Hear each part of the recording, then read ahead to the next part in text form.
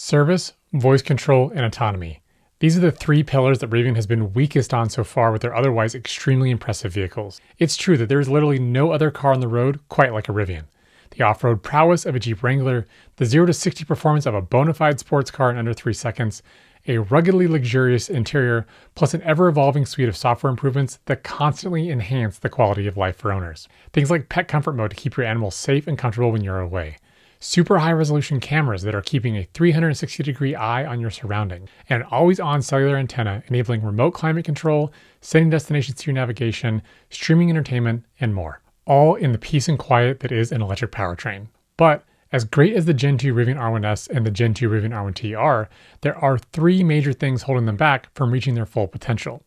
Heading into the production ramp for the smaller and more affordable Rivian R2, these challenges must be addressed in full if Rivian wants to not only win, but win big. It's probably even fair to say that the next 12 to 18 months are shaping up to be the most important in Rivian's history as a company. Let's take a look at the significant shift within the company as they take these issues head on. Between service, voice control, and autonomy, Rivian appears to be implementing a single building block that they expect to resolve each of these pain points thanks to the same underlying principle that we've all been hearing too much about: artificial intelligence. While AI, or artificial intelligence, has been a buzzword bonanza the past few years, it can often be replaced with machine learning when you decipher the marketing hype. But there are some clear advantages to transformers and large language models in general that should help fix what ails Rivian in these three categories. And there is more proof than ever that they are getting very serious about fully resolving them as rapidly as possible by integrating AI-focused solutions into the core of the company. Things such as the addition of Aidan Gomez to Rivian's board of directors through June 2026.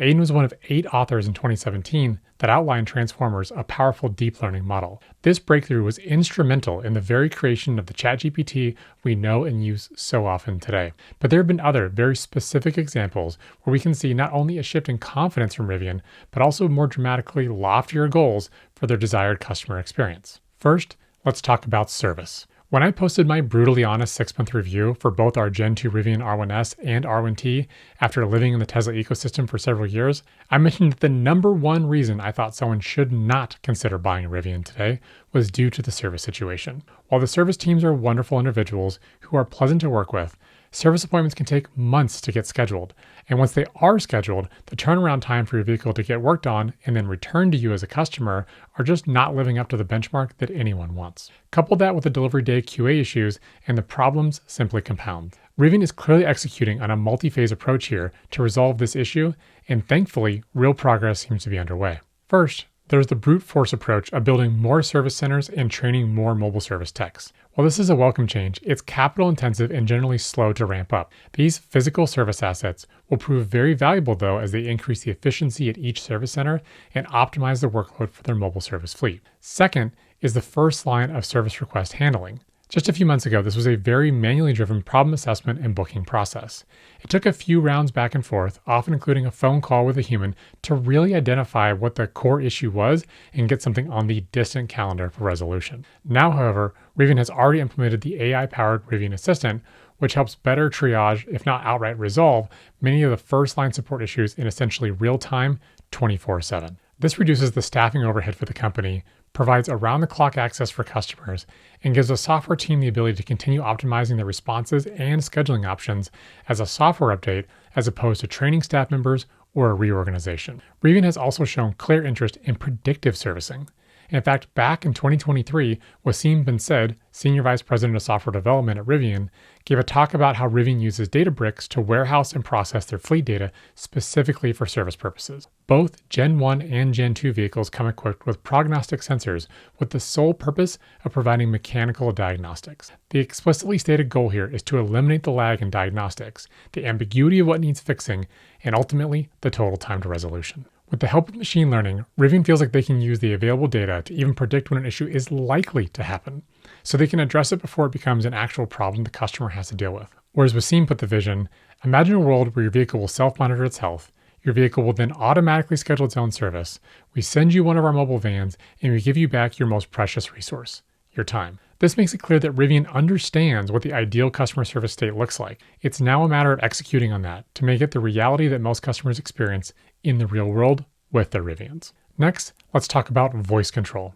With a curb weight over 7,000 pounds and 0 to 60 under 3 seconds, safety should be a top priority for Rivian drivers. Thankfully, the R1S and R1T have an IIHS Plus top safety pick, but there is a key safety concern that is not living up to the standard: voice control. Between the dizzying array of controls that are buried in software menus, this includes commonly accessed HVAC controls, which tend to be a modern EV design choice, not to mention music, vehicle dynamics, or navigation. And of course, we have the king of all distraction machines, our phones. Other companies have chosen to implement the obvious choice of Apple CarPlay and Android Auto into their vehicles to solve the phone half of the problem, and then added more simplistic voice commands for in-vehicle controls. Some, like Mercedes, have gone further by adding ChatGPT support in their Hey Mercedes feature. But few have been able to execute on a natural language voice control solution that handles everything through a universal format with any consistency. Complications such as group chats, emoji support, and consistency of syncing every message were just some of the issues highlighted with the current options.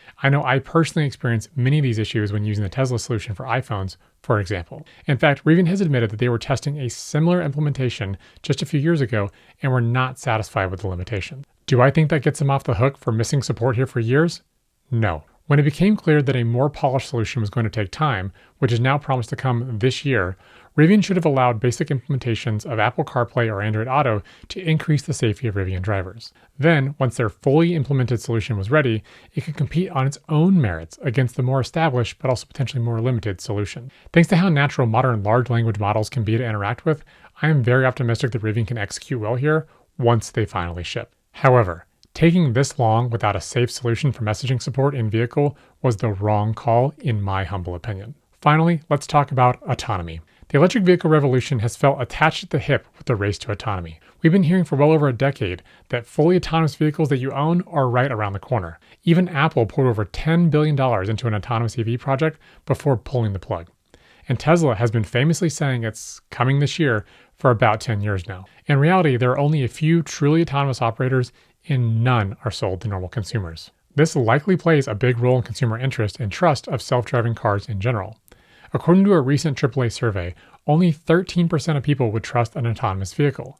And well over half of those in the survey are only really interested in improving the safety of their cars with specific features that are limited in scope, things like auto parking or basic lane keeping assistance. I've seen this play out not only in personal conversations I've had with friends, family, and viewers of the channel, but also in the fact that the dedicated videos and sections where I talk about autonomy in videos have shown to be honestly far less popular. For some, autonomous features are a make or break decision point in which vehicle to buy.